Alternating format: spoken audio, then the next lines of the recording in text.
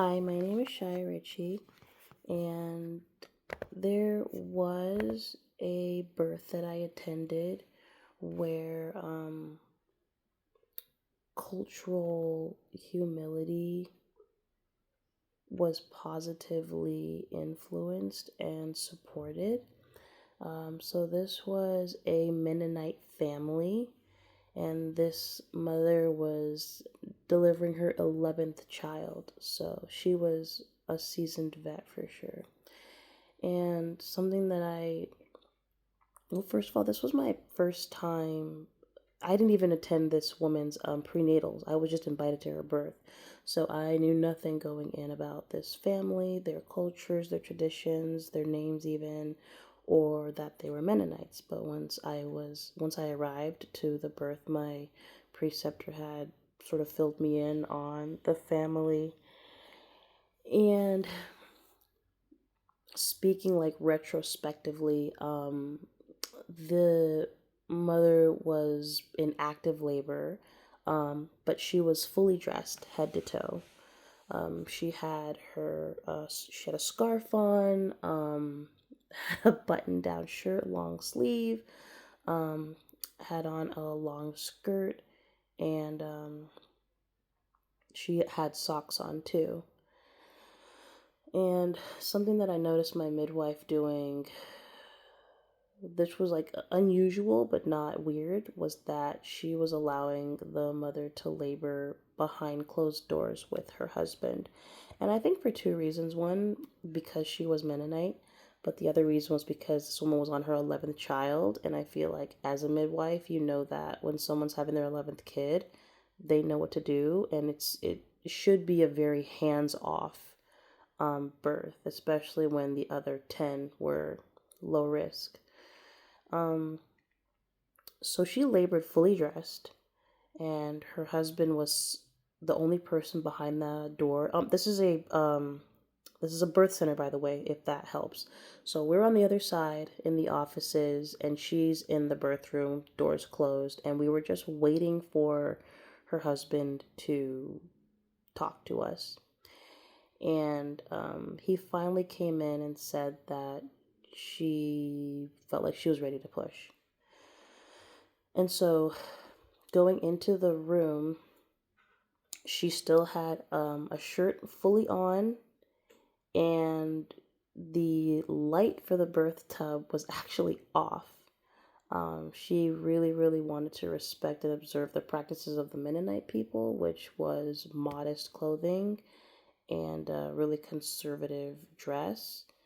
But again, 11th kid, it was very much like when we heard her making different sounds, which was like she was very, very, very quiet for someone in active labor. So when the sound she was making got a little bit different, that's when we knew it was time to just blindly put our hands under there and deliver this baby. So there was no flashlight. Um, Honestly, we didn't even we didn't do regular fetal heart tone monitoring. Um, this was like the most hands-off birth that I'd ever attended, but I was just noticing that I never saw any part of this woman except for maybe her arms. Uh, from the moment that I met her to the moment that she left, which was very like cool, like honorable and respectful that we can trust this mom enough to know that she knows exactly what she's doing without ever having to overstep the family's boundaries of not showing, any part of themselves that they weren't comfortable showing. Another, uh, I feel like the client reacted normally, like I think, whatever the preceptor and her talked about, or the midwife, my preceptor and her talked about prior to the birth was already covered. Like I was going in there pretty new and blind, so it seemed like there was a pretty much a good understanding. I don't even know if my preceptor was her midwife to previous births, but it just seemed like there was like this clear understanding of what was going to happen in the birth. Um, I responded as though I understood. Like, some people don't want to show all of themselves at birth. It's very rare, but some don't. But also, I could tell by the way she was dressed that she was some sort of conservative person. I've never really been around Mennonite people, so I couldn't like clock it as Mennonite. But I could tell by how she was dressed. Growing up in Los Angeles and being around a lot of Jewish people, I know what Orthodox modest attire looks like. So it clicked. It just clicked that this was someone who wasn't really trying to like show all this or be in a bra. She did birth in the water, by the way. So yeah. Um, and her husband was basically her midwife. Like, there was really nothing that we needed to do to get this baby out. Um, so I think that it positively impacts her comfortability with having my preceptor understand and respect her values without them having to feel any obligation, because there's a lot of times in birth where you kind of have to be naked and you have to let somebody look down there. And I feel like in any other instance, she might have gotten some pushback, especially in a hospital. So I just like that my midwife was very like, sure, if you need me, let me know. And that's really what the vibe was. If they needed us, they'd let us know. Then they kind of had it.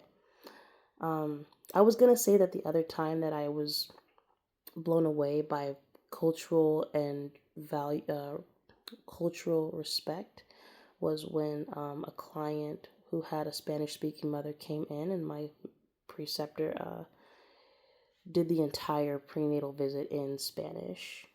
And not only spoke to the birthing person, who was a teenager, but spoke to her mother too, so that they were both sort of on the same page of how the birth was going to go and what the mother's role could be in the situation, since the father of the baby wasn't really in the picture. Um, so I also think like understanding or respecting culture by meeting them at their language level and skills and preferences is also like a super important, it can have a super important impact on labor. I think especially when you're talking to a very young client, it's good to have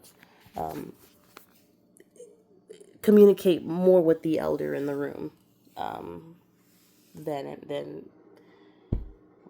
they should be equally included. Okay. Um, and that's my journal entry. Thank you.